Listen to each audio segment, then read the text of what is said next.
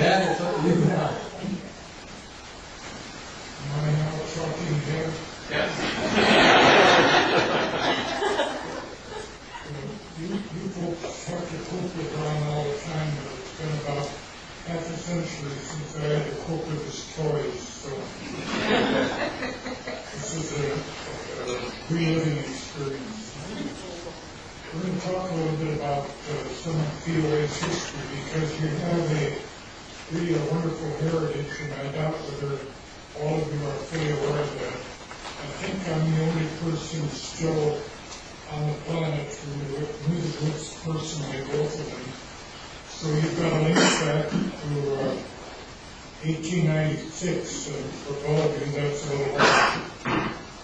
But I was going to take advantage of Chuck's absence too and try to tell a few stories about him. I've known him since before that. And had his father working for me and his grandfather I worked for. And I knew his great-grandfather, so that goes back a while. But anyway, I haven't been able to dig up anything scandalous about Chuck. So since he's been in charge of the national office for DOA, he really took on a refounding that was very, very necessary. We had a long 25-year hiatus in which very little was accomplished. It was not a bad time. It was just a kind of a zero-gravity, no movement time. And we couldn't really afford that in our history. So immediately after that period, by Colonel Tremont, who was then given the title of general, his title has since disappeared, became the head of the organization and caught it that time as best he could with new accounting methods and all the other things that computers could offer. So when Chuck took over, it was an organization about half as large as it is now. And many of you are involved, as you are right now today, with this refounding process that helps us grow. And we're entering into a period of a little bit of economic pressure that's going to take us probably to the limits of our ability to raise funds and things like that to take care of all the programs that we have. But we'll do it. Let me tell you a little bit about Valentin and Maud Ruth. Somewhere, incidentally, I didn't prepare a speech or anything for you today. This is just table talk. Somewhere in the recesses of that building might be portraits of Valentin and Maud that are available from the headquarters. And you probably are used to seeing them, walk by them without a great deal of thought. Valentin has a big mustache, which I never saw him wear. He must have had a day before I knew him, and that was shaved off. And I knew Maud when she was not as young as she is today. But both of them were very vigorous, very intelligent, very well-educated English people who brought to us a kind of dedication and purpose that every organization doesn't have at its beginning.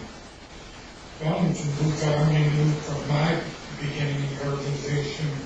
In 1932, I heard him speak at Moody Tabernacle in Chicago, the largest assembly point for churches in that day, and it was crowded with people peeking in all the doorways. It was a time before anyone had heard of a PA system, public address system, with the result that every orator had to have a voice that would fill the room, and he did. And his arms and gestures were adequate for that purpose because he measured 6'4". And ever since then, the stature measured in inches has been diminishing of our leaders. But without, I can tell you that I think Chuck is the tallest of all of them, because he's done the impossible with your help. I knew Valentin then from his speech that night, which through the audience, and afterward he played a little music from his concertina while he sat on the platform edge, which pleased a lot of folks gathered around. That was the predecessor to an accordion before there was a keyboard, just had a lot of buttons.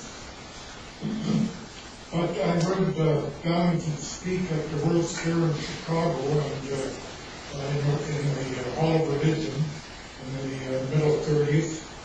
And then I heard him speak at our Grandfield Council in St. Paul in 37. I doubt whether he knew I was there because I was, in fact, they had to give me a new rank in order to commission me in 1933. I was 16 years of age when I applied, and the normal time of 18, and I wasn't admitted to the pension fund till then. But they gave me the rank of junior lieutenant, so I was sort of like being the Yardbird in the Army.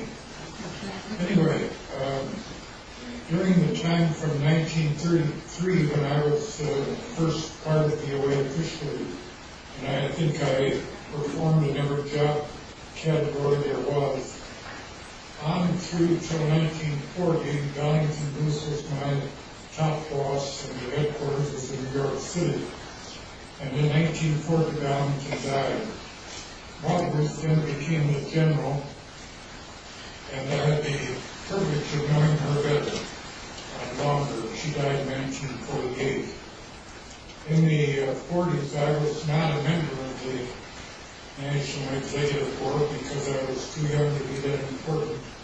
But I was the National Youth Director and had to report to that board, so I found myself in some of their meetings. And I remember one time when the colonels were a little bit testy and the arguments were getting loud, that Maud Booth was tempted to use the gavel and get order until she thought of a better gesture and just quietly took out her hearing aid and made it in the middle of the table. That's brought the meeting to attention. The crowd quieted down, small crowd. But I had seen and heard Maud Booth during my time, during those years until she died at 48. I had seen her in the board meetings, as I mentioned. I had seen her in the prison program, which she authored way back in the beginning. And she was loved and cared for, loved as the little mother of the prisons in every prison in this country. And traveled by train from Sing Sing in New York to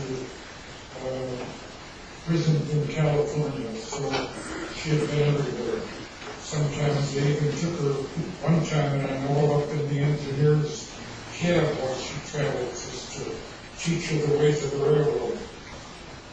I've seen her and heard her speak in churches, and I can tell you that in any one of these places, she kept the audience's attention. Donington Booth, too, a wonderful platform speaker. Both of them were registered with the Chautauqua lectures and traveled for that as well.